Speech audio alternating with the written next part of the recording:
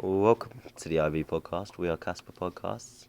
Um, you join me and Kyle and I, on this episode. We are discussing the coronavirus, a very topical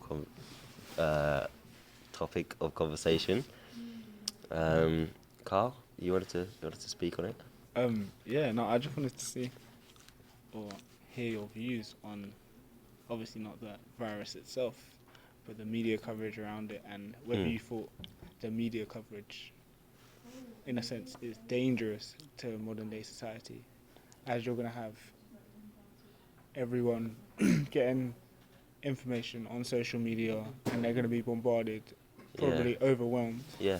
without actually knowing key elements of the virus. Yeah, no, I think the media obviously does exemplify the fear and the terror around things like this. I think the facts are that the mortality rate of the disease in itself is something like 2% as of recent figures, and there's things like only a reported something. I think it's now like 13 cases in the UK. The hotspots slightly more than that. Is it? The hotspots are obviously China, where it started, or not where it started, but where it first was an outbreak. Yeah. And then South Korea and Iran, with Iran recently being in the news because one of their health officials, ironically, contracting the coronavirus himself. Get well soon. Get well soon. Also, there was the case in Lewisham, where you actually reside, isn't it, Carl? You live, not to bait out your location, but you live quite close to Lewisham Hospital, which is the actual site at which the coronavirus was, what's it called? Where the patient? Yeah, where the patient went to receive medical assistance. I think it's also they took an Uber, didn't they? According to the headlines, according to the news stories. I don't know how much I believe about that story. Yeah, that's the thing with the media. These stories could be false, but we take them as truth. I feel like they're amplified. I mean, I wouldn't say they were false. I would just say they were amplified. Amplified. I like to that. Persuade the reader more, and they want to get clicks. More views, more want to shares. Get clicks. Yeah, more clicks. Even if they're not like the tabloids, like the Sun and Daily Mirror. Yeah, I feel like that's dangerous because there needs to be a line between doing the job and doing what's right for the general public. Yeah. I think while we're discussing this, and as I sort of moved on to general public. Hold on. As I sort of moved on to the tabloids and the Sun and the Daily Mirror, I think we should discuss the other topical conversation point of Caroline Flack being recently in the news and having her death, her suicide, caused or said to have been caused by the media coverage of her and the accusations put against her that she assaulted her boyfriend. What do you think of that? If I'm being brutally honest, I don't know too much about the case itself. I do know about the suicide side. Let me tell you what I know about the case. So there was the picture that was on the front page of many tabloids, many newspapers, that Caroline Flack had assaulted her boyfriend with a lamp, and there was a picture of blood all over the bed sheets. And there was a bedroom that was messed up and had blood on the bed. And it's actually come out that was in fact Caroline's blood herself, and that was something that she seeks medical attention for afterwards.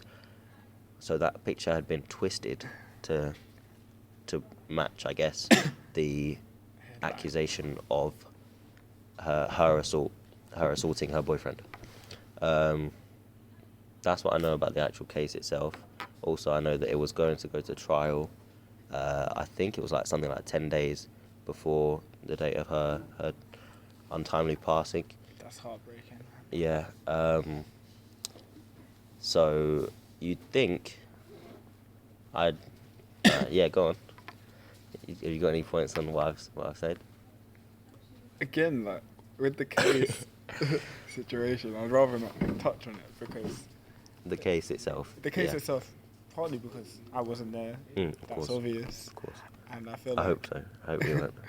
because it didn't go to trial, I don't want to be jumping. Yeah, because justice was never Yeah, I feel like it's unfair. come to. In the case of his suicide, Mm. I believe that obviously it's devastating. Yeah, obviously. It resonates with me personally, Right. as you know. Mhm. I kind of find it hard to talk about this while I'm going slow. It's But, alright. Yeah, I think it brings me to my point of if you are feeling low, affected by media, just your everyday life, try and talk about it. Yeah, I think. Yeah, no, sorry to interrupt you, Yeah. but It's calm.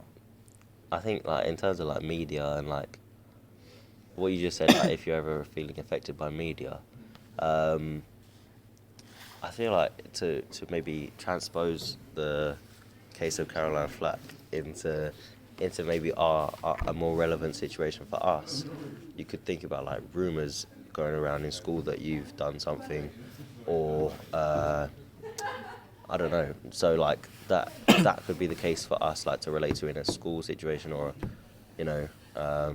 Yeah, in the sense that it will breed isolation, whether it being true or not. But that exactly. isolation in itself can be so harmful to that individual. Yeah, and I also think it whether a rumor is true or not, it will always create an image of people That's true. in other people's minds, I would agree. and like that will like most likely have a permanent effect on like both the treatment that they receive and the treatment that they give in turn. I would also say like the speed that a rumor or a scandal can travel, kind of,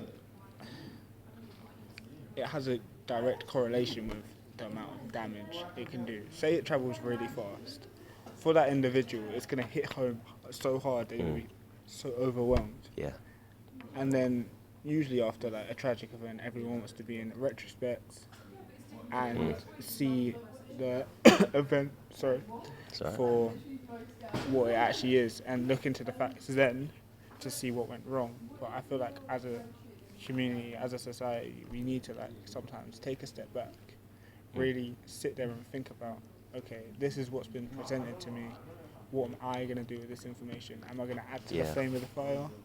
Or am I just going to think for myself and keep my views? Yeah. Do you think, in the case of maybe the coronavirus and how it's spreading terror among us Brits, even, everyone really, or like that's a generalization, but yeah, everyone. Do you think my mum actually has a sort of news embargo, which is like where she pretty much refuses in general to read the news or like keep up to date with the news as much as the average person would. So like she's below average in terms of like keeping up with current affairs. I'm sure she knows about the coronavirus and like she does keep up with like the important things, but like her view of it is that the news nowadays is far too negative, and that's like gonna have a negative impact on her life maybe, or her outlook on life. Do you think that would work for you personally, or like do you think like that can be useful at all? Yeah, I would definitely say like recently, with exams coming up, with trying to be a healthier person, I've taken a step back from the news. Right. Due to the fact that I do feel like it's too negative. I do feel like they're driving home points of negativity. Obviously, you need to highlight the dangers. You need to highlight important stuff. However, there's so much good going on in the world that does get highlighted, but it kind of gets overshadowed by the atrocities. and it's cut down due to the news wanting views. But do you not think maybe like the atrocities, like I don't know, say a mass murderer, is arguably more important than like I don't know. I can't. That's the thing. I can't even think of Yeah. a good news example because everything is so negative these days. But do you think like the news shouldn't be covering these negative things, or is it that they should try and balance them with I would say I feel like they should try and find more of a balance right? in the fact that you do need to cover a mass murderer Mm. because that's endangering everyone else. That needs to be said. And it For should be example, reported. the flyover. I don't know. I don't know what the flyover is. Basically, there was an individual. I can't remember his name, and he, when he was younger, was playing in the field, nearly got hit by a plane which was landed All right. Jeez. by, I believe it was soldiers. They tragically died, All right. but he's been cleaning up their memorial. Remains and debris. No, like memorial. Like there's a Oh, plaque right. Yeah. ever since, and Sick. he's been trying to get a flyover for them to show their respect, and that Yeah. happened for him, which was great, but it was something that I didn't know about until Yeah. we had an assembly on it. Right. And yeah, I felt like that could have been something that could have been on the news, Mm. but I do understand the fact of danger comes first. Also, in terms of a person watching the news, it is kind of known that the negatives are going to stick with you a lot more than the Yeah. positives that you hear. I think, like you can see that in the like the differences between the BBC News and Newsround, right? Yeah. Because when the news are on in our house, we sort of like, because we've got quite a lot of young kids in our house, we'll pretty much generally turn it off or like change the channel or whatever to watch something more lighthearted and stuff because the news is so negative. At least the first three main headlines will be about a killing or a lack of funding or homelessness or whatever it may be. Yeah. Or like the coronavirus, as we've been talking about. But like, that's all negative, obviously. And then maybe it'll throw in a positive. But on Newsround, which is the news for the kids, it'll all be positive. Like I watched Newsround the other day with my Year 7 form, and it was about like Pancake Day. And then it did touch on the coronavirus, but it didn't portray it nearly as negatively as it has been on other major broadcasts. Exactly. It talked about how like these are the symptoms and if you need help, blah blah blah. Like, do you think in some respects we should be like the news should be more like Newsrounds or like less more child friendly maybe, especially when shown at like before the watershed, like at like 6 p.m. or whatever it may be. I want to say yes. Definitely before the watershed. But realistically, Realistically, that's the thing. I believe that that's not going to happen. Not going to happen, And and no one's going to push for it to happen. Like, Yeah, I don't think there would be too many people No. pushing for the news to be a Child mirror friendly. of Newsround or Yeah. extremely child friendly, because one, Newsround's already created, so if you wanted to use that news source, that's always there for you. Two, the news has a bit more of a severity towards it. Yeah, and also the news has to. I think that the news has to, or like, as part of the press, they should be reporting on what's actually going on rather than skipping over some things just to protect viewers.